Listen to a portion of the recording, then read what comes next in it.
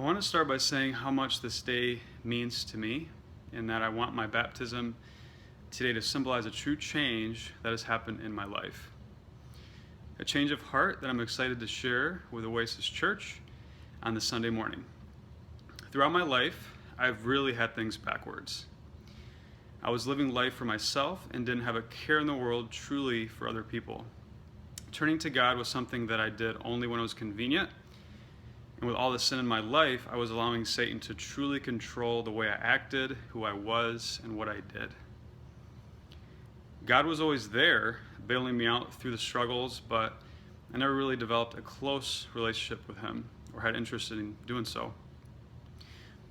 I would say things like, is God really there? Or if He is there, how could He love me with all the sins that I've committed? Then a miraculous thing happened. I hit rock bottom. I started to pursue God in a different way than I ever did before, as I was getting very frustrated that life only seemed to get more complicated, not easier. I started listening to Rick Warren's sermons every morning before I started my day, and boy, did that make a difference. I started to see that God didn't call me on this earth for me to make money, play my violin here and there, or just to take up space. He has a purpose for me and for every one of His children. I've learned that things like feeling shame, fear, having bitterness, or having uncontrolled thoughts are tools of Satan. They aren't tools of God or that He wants me to have, feelings that He wants me to have. One thing led to another, and the next big breakthrough for me was truly understanding God's love. 1 Corinthians 13:4, verse 8.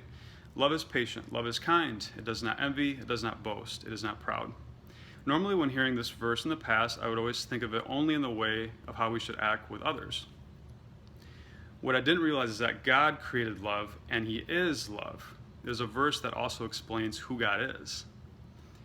So let me read it again so that you can also listen to it from this perspective. Love is patient, love is kind. It does not envy. It does not boast. It is not proud. It does not dishonor others. It is not self-seeking. It is not easily angered. It keeps no record of wrongs. Love does not delight in evil, but rejoices with the truth. It always protects. It always trusts. It always hopes. It always perseveres. I want my baptism today to symbolize a celebration and a coming to Christ in not just a few areas of my life, but in all areas of my life. I'm glad that I understand now that God is love and that He sent His Son to die for me because of how much He loves me. I'm far from perfect, but I want today to symbolize an awakening that life isn't about me anymore. My purpose in life is pursuing God, having a relationship with God, and living my life for others. I now can't imagine living another day without Him. Life has purpose more than ever before. I'm at peace throughout my day, not because life is easier around me, certainly it's not, but because God is right at my side and it has been there throughout my pain and suffering. Here's another big breakthrough that has really influenced my life.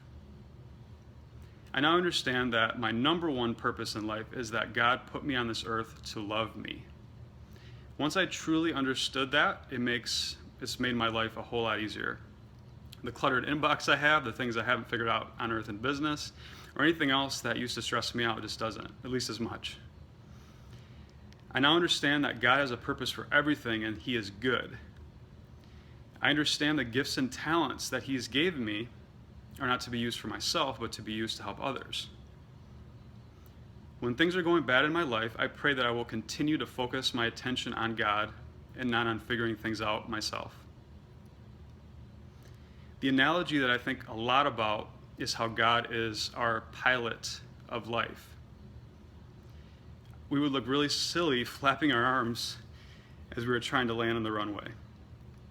I pray that I can help others in this life on earth and continue to pursue God in all areas of my life, not just when it's convenient.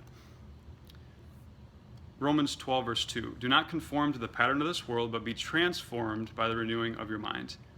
The further I get away from God, the more trials and difficulties I'm just going to have in this life.